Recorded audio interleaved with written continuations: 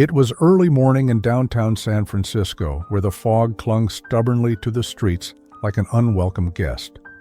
On a weathered park bench sat a man who seemed almost invisible amidst the bustling crowd, his clothes tattered, his face lined with dirt and despair. His name wasn't known to anyone passing by. He was just another shadow in a city full of them. But if you looked closer, there was something peculiar about him. In his hands, he held a battered notebook, its pages filled with equations so complex they could make even seasoned mathematicians pause. These weren't random scribbles. These were calculations that danced between chaos theory, quantum mechanics, and energy systems, far beyond what most people could comprehend. This man had once been someone extraordinary, a prodigy whose brilliance had earned him accolades from universities around the world. Born into modest means, he grew up fascinated by patterns, the way leaves fell from trees, how water rippled when disturbed, the rhythm of footsteps echoing through crowded hallways. By the time he was 12, he had already solved problems that baffled PhD candidates. At 18, he published groundbreaking research on particle physics, earning invitations to speak at conferences across Europe. He wasn't just smart, he was otherworldly, a mind operating on wavelengths no one else could access. But genius often comes at a cost. For this man, it came in the form of isolation. While others marveled at his intellect, they struggled to connect with him emotionally. Relationships were fleeting, friendships shallow. And then came the tragedy that shattered everything, a car accident that claimed the lives of his wife and young daughter. It happened on a rainy night, the kind where visibility drops to zero and fate takes cruel turns. He survived, but part of him died that day. Consumed by grief, he withdrew from the world entirely, abandoning his career, his home, and eventually himself. Years passed, and the man became unrecognizable. Once celebrated as a visionary thinker, he now wandered aimlessly through alleys and parks, surviving on scraps and the occasional kindness of strangers. Yet, despite his fall from grace, his mind remained razor-sharp. During quiet moments, when the noise of the city faded into the background, he would pull out his notebook and lose himself in numbers and symbols. To him, mathematics wasn't just a tool, it was a refuge, a place where pain couldn't reach him. One particular equation haunted him more than any other. It wasn't just theoretical, it represented something tangible, something revolutionary. If completed, it could redefine renewable energy, making solar power infinitely more efficient and accessible. But every time he tried to finish it, his thoughts spiraled back to the faces he'd lost, the laughter of his daughter, the warmth of his wife's embrace. The weight of those memories paralyzed him, leaving the equation perpetually incomplete. As he sat on the park bench that morning, staring blankly at the horizon, a group of children ran past, their giggles cutting through the gloom. They reminded him of her, his little girl, always curious, always asking questions. She used to sit beside him while he worked, peppering him with inquiries about stars and atoms until bedtime. Now, all he had left of her was silence. He closed his eyes tightly, trying to block out the ache, but it lingered, sharp and relentless. Nearby, a newspaper fluttered in the wind, landing at his feet. Its headline screamed about climate change, rising sea levels, and the urgent need for sustainable solutions. He picked it up absently, scanning the article with a mixture of frustration and resignation. Humanity teetered on the brink of disaster, yet here he was, powerless to help. Or was he? Deep down, he knew the answer lay within those unfinished equations. But bringing them to life required resources, connections, and a belief in himself that he hadn't felt in years. And so he remained stuck in limbo, a brilliant mind trapped in a broken body, carrying secrets that could change the world, but lacking the strength to act on them. Little did he know, however, that salvation, or perhaps destruction, was about to walk straight into his path. Across town, in a sleek glass-walled office overlooking the Bay Bridge, another man sat hunched, over his desk. His name was Daniel Harper, a rising star at Tesla, known for his relentless drive and innovative thinking. At 34, he had already spearheaded several high-profile projects, earning accolades from executives and peers alike. Yet, despite his outward success, there was an emptiness gnawing at him, one that no promotion or bonus could fill. Daniel's journey hadn't been easy. Growing up in a small Midwestern town, he'd faced financial hardships that shaped much of his early life. His father worked double shifts as a mechanic, while his mother juggled multiple part-time jobs just to keep food on the table. From a young age, Daniel learned to fix things, broken appliances, leaky faucets, anything that needed mending. It wasn't just about saving money, it gave him a sense of control in a chaotic world. Over time, this knack for problem-solving evolved into a passion for engineering, but ambition came at a price. In college, Daniel buried himself in textbooks and labs, often skipping social events to focus on his studies. Friends drifted away, relationships fizzled out, and by the time he graduated, he had built a reputation as a workaholic loner. Still, he didn't mind. Success became his surrogate family, a way to prove to himself, and perhaps to his parents, that their sacrifices hadn't been in vain. When he landed a job at Tesla, it felt like destiny. Here was a company pushing boundaries, challenging the status quo, and redefining what was possible. For years, Daniel poured every ounce of energy into his work designing cutting-edge battery technologies and optimizing electric vehicle systems. But lately, something had shifted.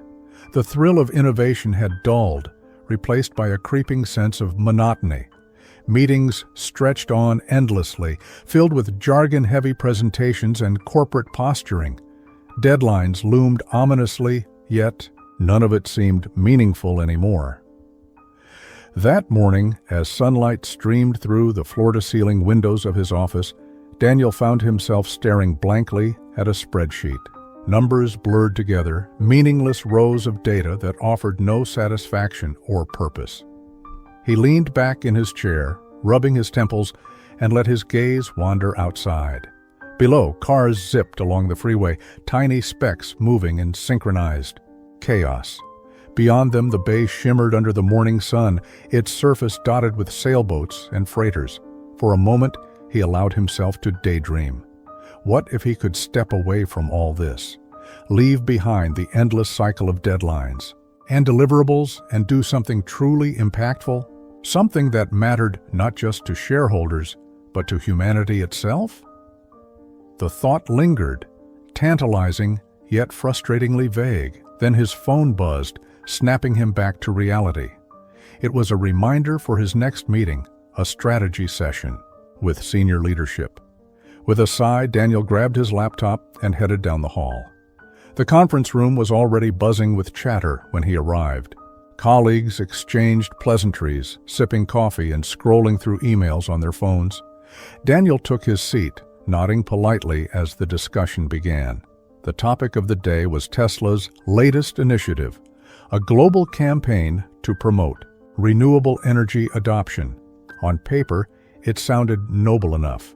But as the conversation unfolded, Daniel couldn't shake the feeling that it lacked substance.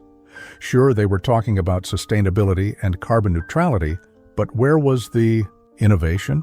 Where was the spark that would inspire real change? Instead, it felt like marketing fluff, designed to boost the company's image rather than tackle the root issues. As the meeting dragged on, Daniel's attention wandered again. Through the window, he caught sight of the park across the street. A figure sitting alone on a bench caught his eye, not because of who they were, but because of what they were doing. Even from this distance, he could see the rapid movement of a pen across paper, the intensity of focus radiating off the stranger. Curiosity piqued. Daniel squinted, trying to make out more details. Was that math? He shook his head, dismissing the thought. Probably just some kid studying for finals. Still, the image stuck with him long after the meeting ended. That evening, as he packed up his things and prepared to leave the office, he decided to take a detour on his way home. Maybe it was boredom, maybe it was instinct, but whatever the reason, he crossed the street and entered the park. The air was cooler here, carrying the faint scent of damp earth and freshly cut grass. As he approached the bench, he slowed his pace, unsure of what to expect. Up close, the scene was even stranger than he'd imagined. The man sitting there looked rough, his clothes worn thin, his beard unkempt, but his eyes burned with an intensity that was hard to ignore. And then there was the notebook, pages upon pages of dense equations spilled across its surface, each line meticulously written, each symbol carefully placed. Daniel hesitated, torn between awe and disbelief. "Excuse me," he said finally, his voice tentative. "What are you working on?" The man glanced up, startled. For a moment he simply stared, as if trying to decide whether this intruder was worth acknowledging. Then, almost reluctantly, he pushed the notebook toward Daniel. "Take a look," he muttered, his tone gruff, but not unfriendly. Daniel did, and what he saw left him speechless. Daniel's fingers trembled slightly as he flipped through the pages of the notebook, his eyes scanning the intricate equations and diagrams. At first glance, they seemed chaotic, layers upon layers of mathematical notation, arrows connecting disparate concepts and scribbled annotations in the margins. But as he delved deeper, patterns began to emerge. These weren't random musings. They were pieces of a puzzle, fragments of something far greater than anything he'd ever encountered. This is incredible," Daniel murmured, his voice tinged with disbelief. He looked up at the man, who was watching him with a mixture of suspicion and resignation. "Where did you learn this? Who taught you?" The man shrugged, his expression unreadable. "No one taught me. It's just how my mind works." Daniel nodded slowly, processing the enormity of what he was seeing. Here was a mind operating on a level he could barely comprehend. A mind capable of unraveling problems that had stumped entire industries. And yet, this genius was sitting here, homeless and forgotten, reduced to scratching out his ideas on scraps of paper. "What's your name?" Daniel asked after a pause, his tone softer now. "Ethan," the man replied curtly. "And yours?" "Daniel Harper. I work at Tesla." Ethan raised an eyebrow, but said nothing. There was no flicker of recognition in his eyes, no indication that he cared about Daniel's credentials or affiliations.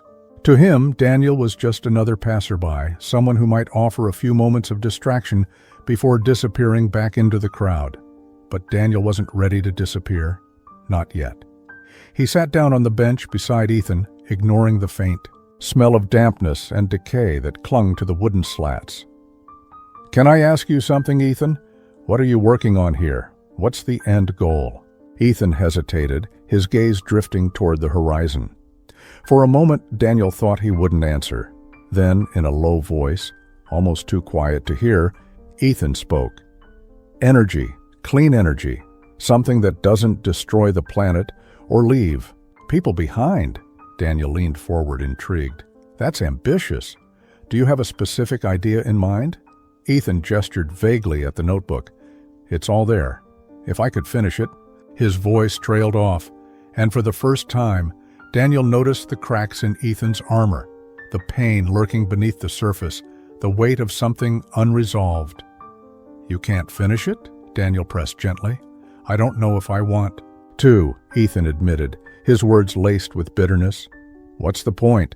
Even if I do, no one listens, no one cares." Daniel felt a pang of sympathy, though he couldn't fully grasp the depth of Ethan's despair. He wanted to argue, to tell Ethan that his ideas mattered, that they could change the world. But he knew better than to push too hard. Instead, he chose a different approach. "Let me help you," he said simply. Ethan blinked, caught off guard. "Help me? Why would you do that?" "Because I think you're onto something big," Daniel replied. "And because I've spent years working on similar problems, only to hit walls I couldn't break through. Maybe together we can figure it out." For a long moment, Ethan studied Daniel's face, searching for signs of insincerity or ulterior motives. When he found none, he sighed and closed the notebook. "You don't even know me," he said finally. "Why should you care?"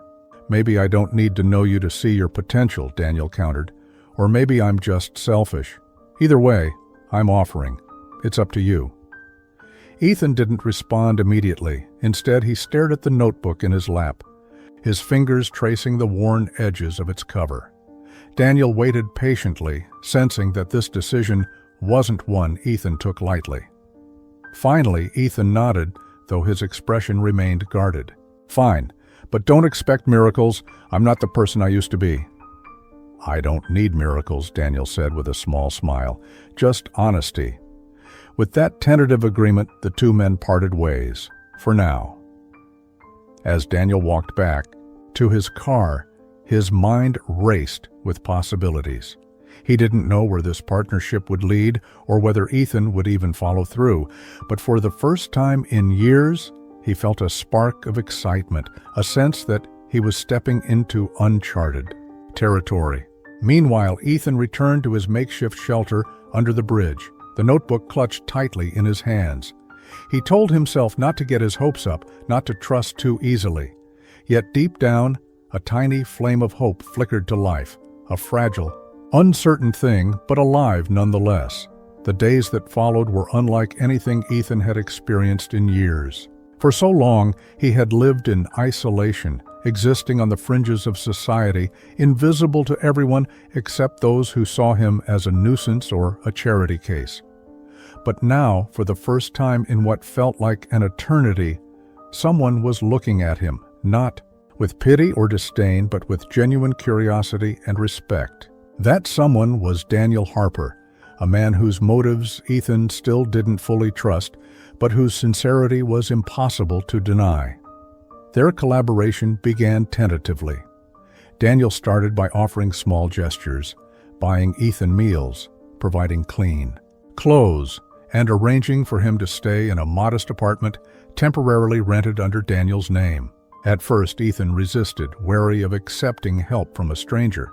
But Daniel was persistent, approaching every interaction with patience and empathy.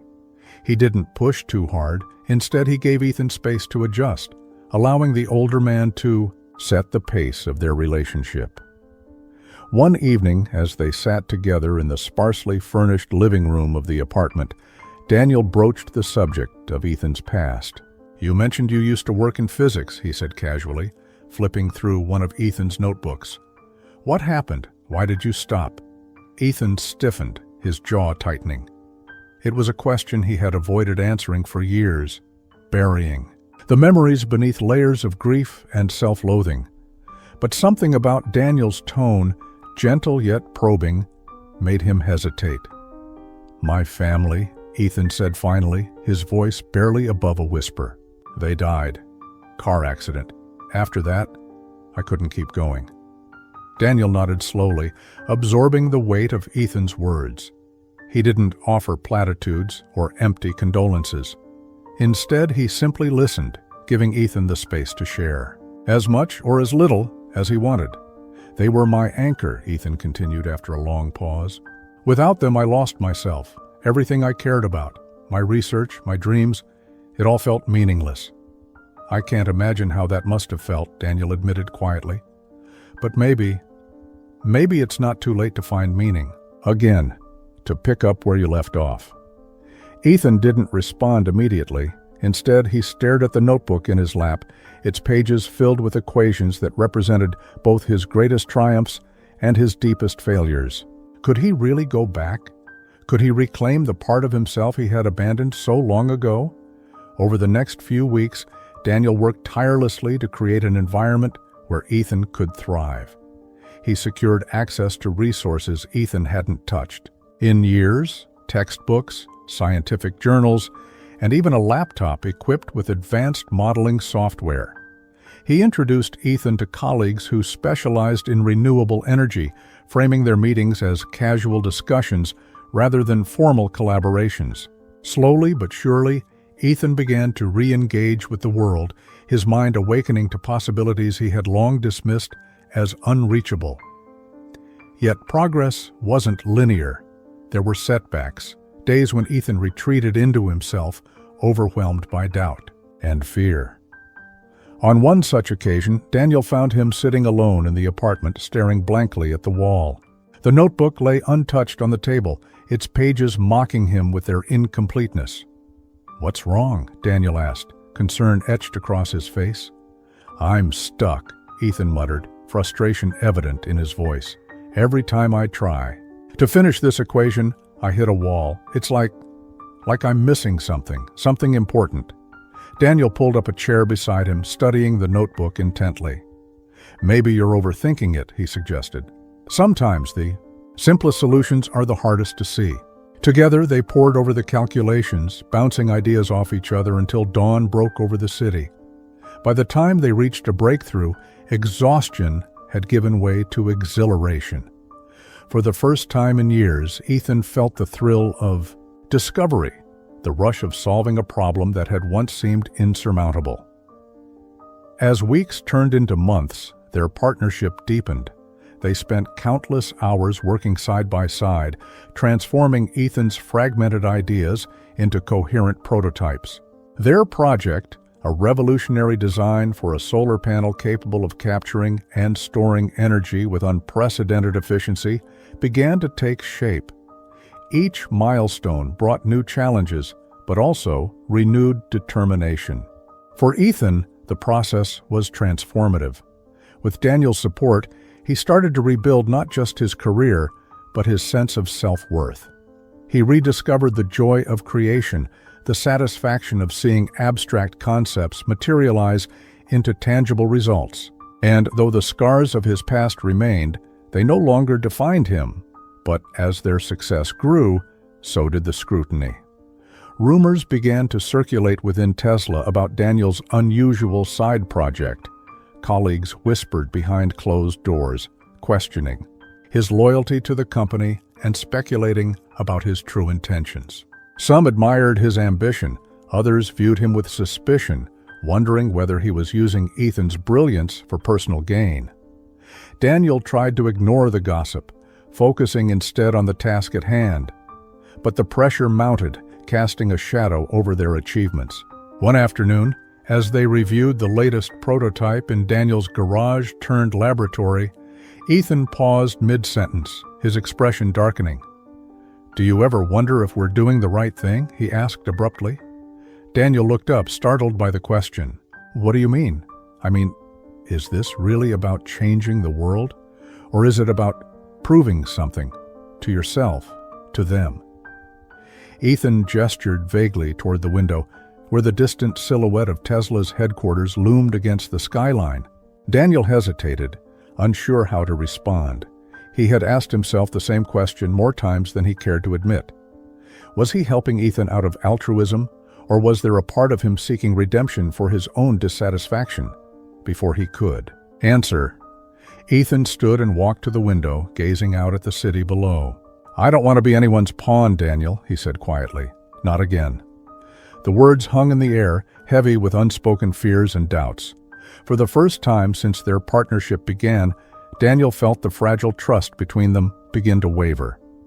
It was late one evening when Ethan stumbled upon the truth, a revelation that shattered the fragile foundation of trust he had painstakingly rebuilt over the past months. He had been working alone in Daniel's garage-turned-laboratory, poring over the latest iteration of their solar panel design. The prototype sat on the workbench before him, its sleek surface gleaming under the fluorescent lights.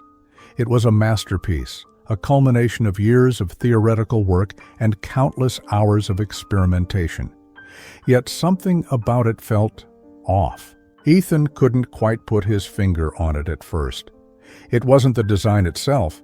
Every curve, every component was perfect, a testament to their combined brilliance. No, it was something else. Something lurking beneath the surface, hidden in plain sight.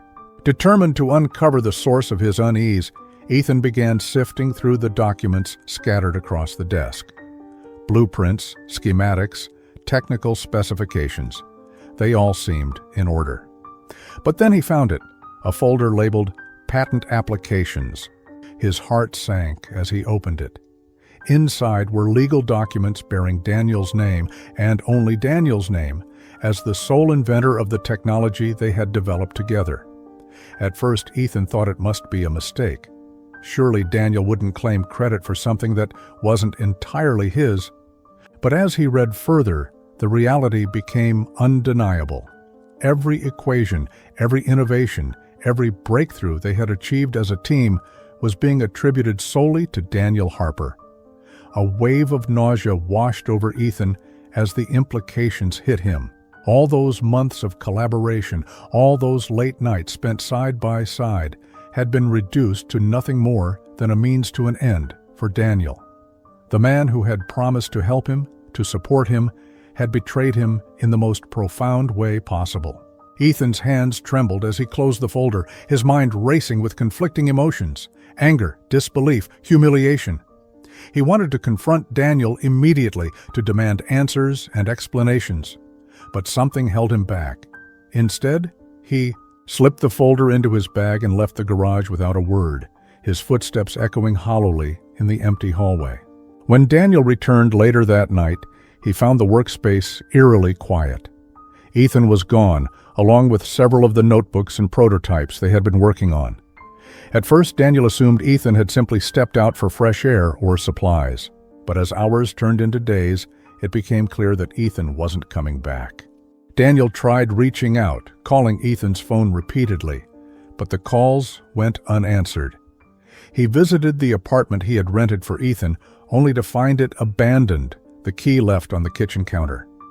Panic began to creep in, gnawing at the edges of his consciousness. What had happened? Where had Ethan gone? The answer came unexpectedly, in the form of a letter delivered to Daniel's office at Tesla.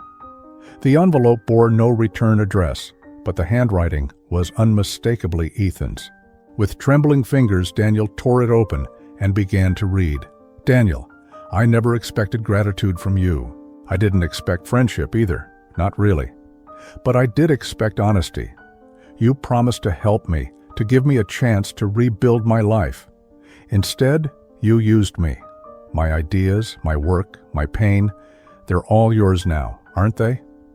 Well, congratulations. You've succeeded where others failed. You've taken everything I have left. Don't bother looking for me. I'm done playing your game.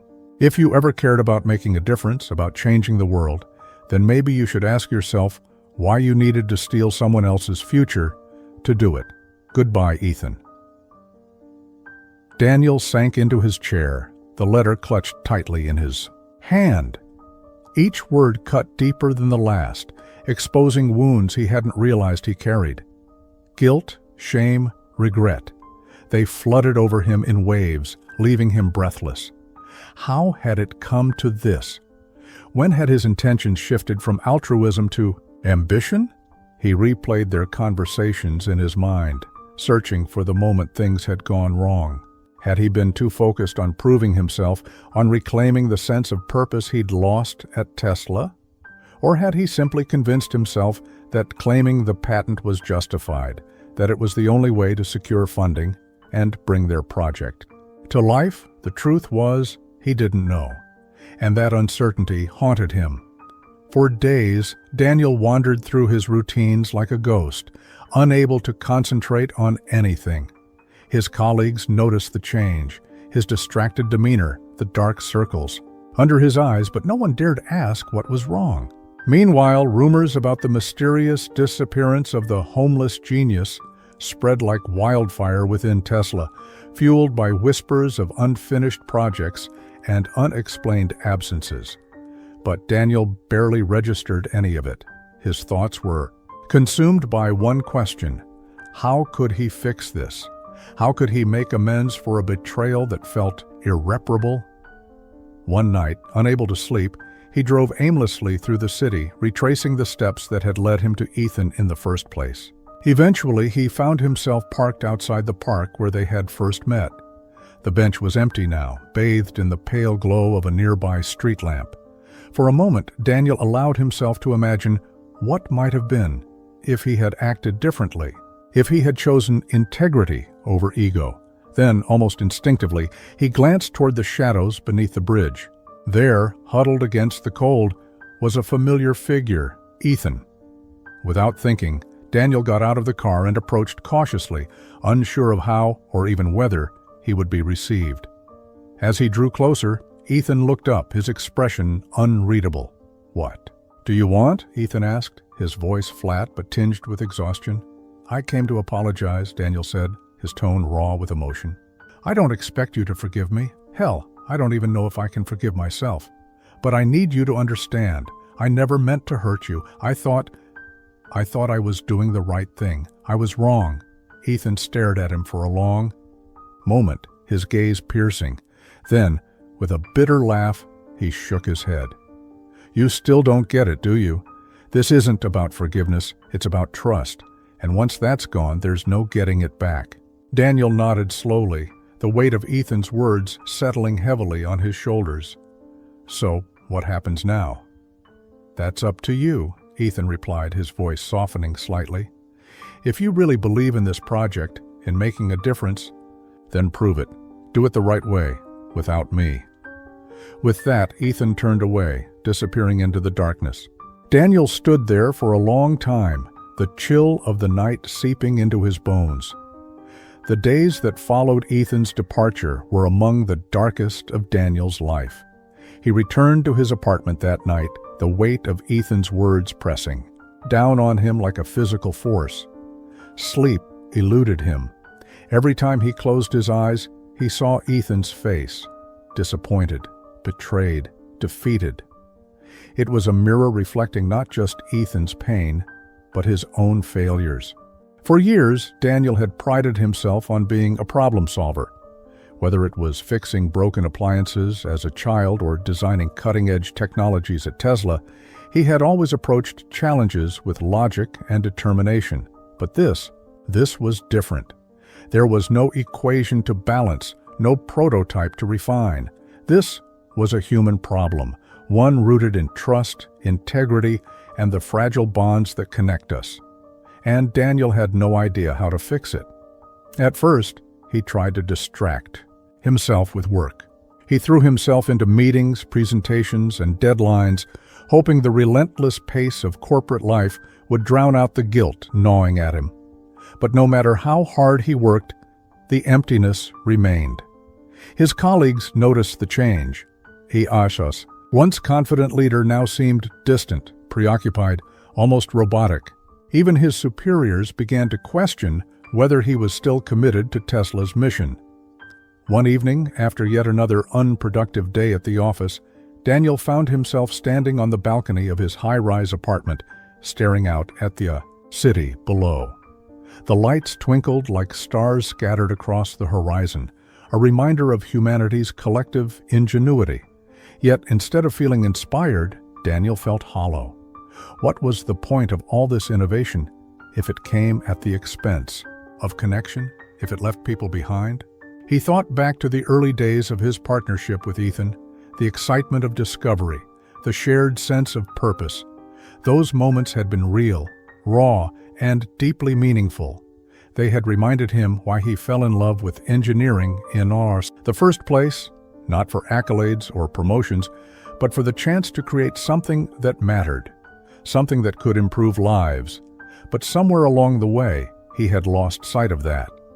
Ambition had clouded his judgment. Ego had blinded him to the consequences of his actions.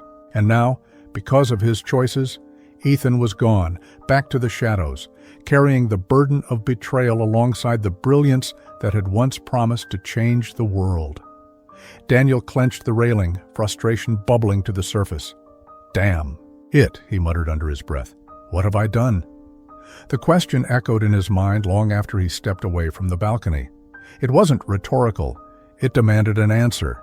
And so, for the first time in years, Daniel allowed himself to sit with his emotions, to confront the parts of himself he had spent decades ignoring.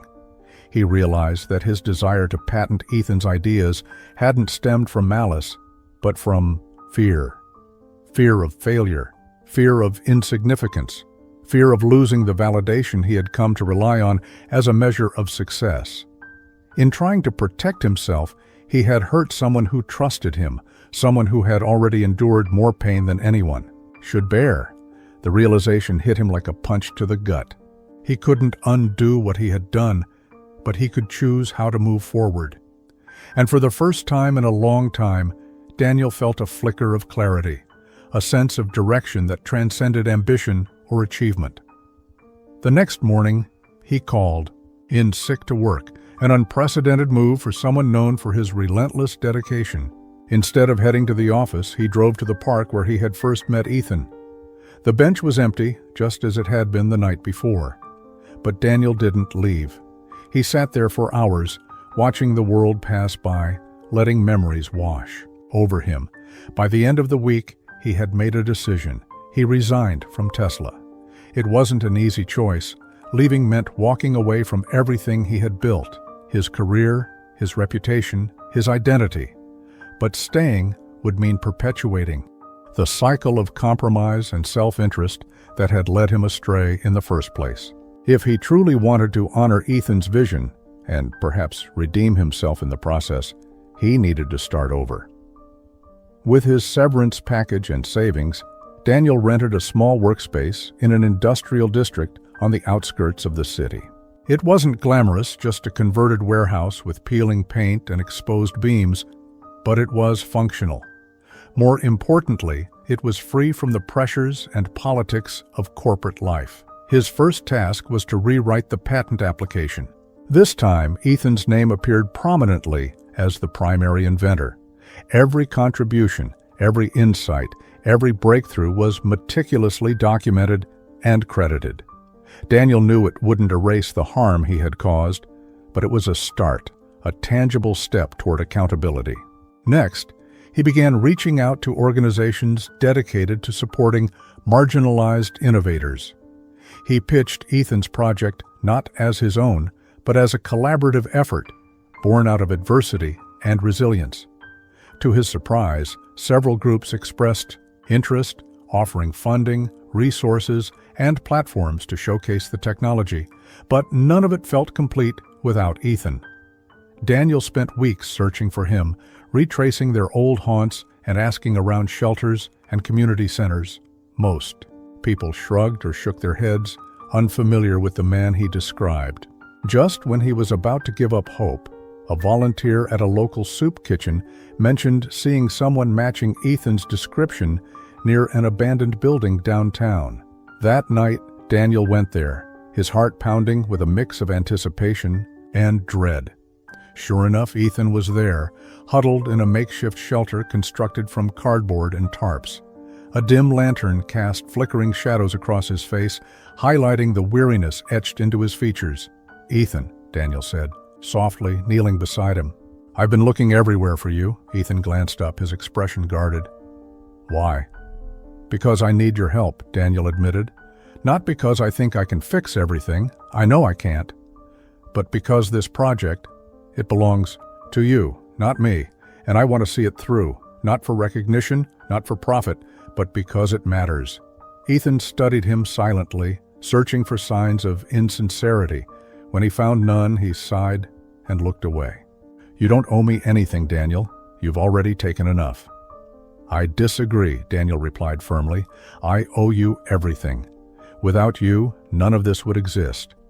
And if you're willing to give me another chance, I'll spend the rest of my life proving it." For a long moment, Ethan said nothing. Then, slowly, he nodded. The days that followed marked the beginning of a fragile, yet hopeful reconciliation between Ethan and Daniel. It wasn't easy. Trust, once broken, takes time to rebuild. But both men were determined to try, driven by a shared belief in the potential of what they had created together. Ethan agreed to return to the workspace Daniel had set up, though he remained cautious at first.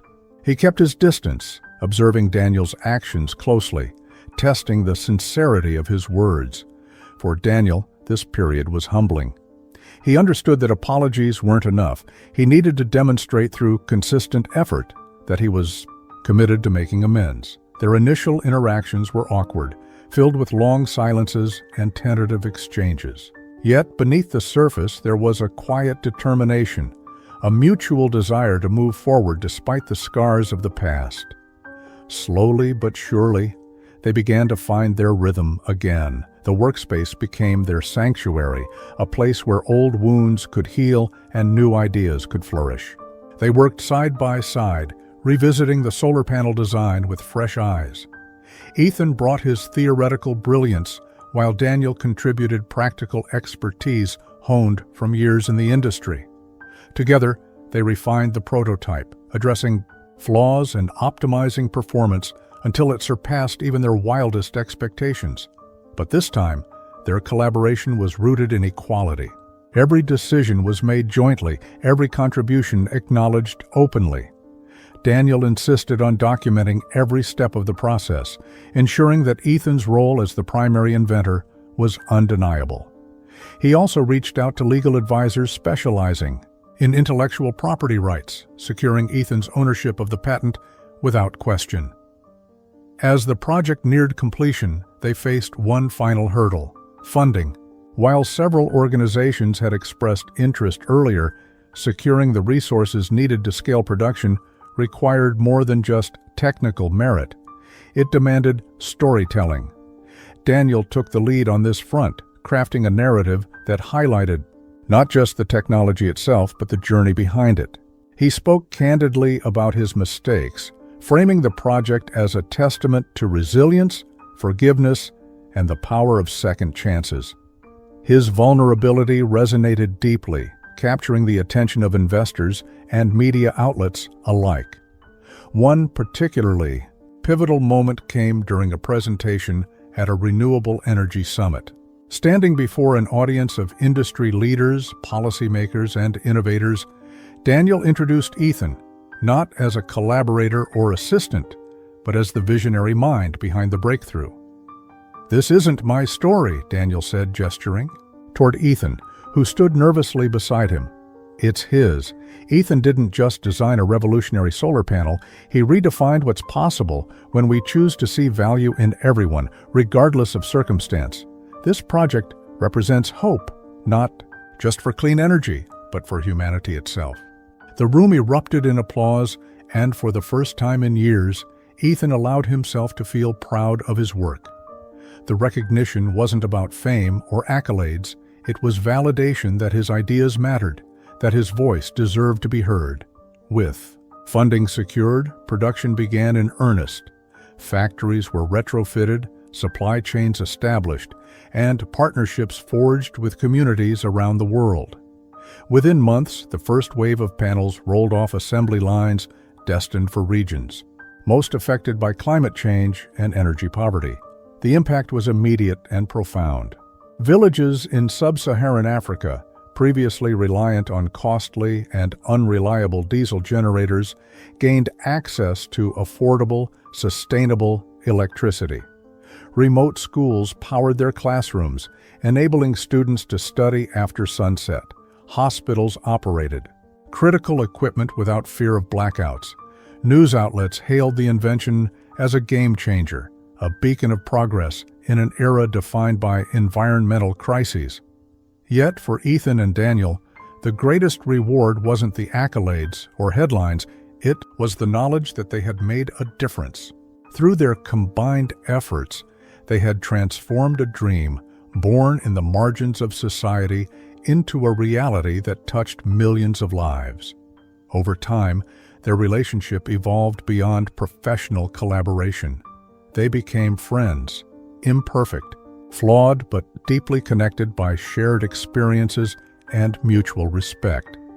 Daniel learned to listen more and assume less, embracing vulnerability as a strength rather than a weakness.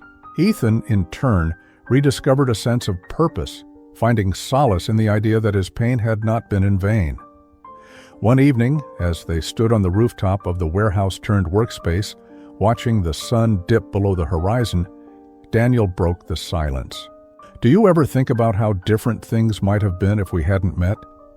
Ethan chuckled softly, leaning against the railing. "All the time. Probably would have stayed under that bridge forever." "Not forever," Daniel countered. "Someone else would have noticed your notebook eventually." "Maybe," Ethan conceded, "but it wouldn't have been you." Daniel smiled, the weight of those words settling comfortably between them. They had come so far, from strangers divided by circumstance to partners united by vision. And though neither man could predict what the future held, they knew one thing. For certain, together, they had changed the world. As the stars emerged above them, casting a gentle glow over the city, Ethan turned to Daniel with a rare smile. "You know, for someone who screwed up royally, you're not half bad," Daniel laughed, shaking his head. "Coming from you, I'll take that as high praise." And in that moment, amidst the hum of innovation and the promise of tomorrow, two broken men found redemption, not in isolation, but in each other.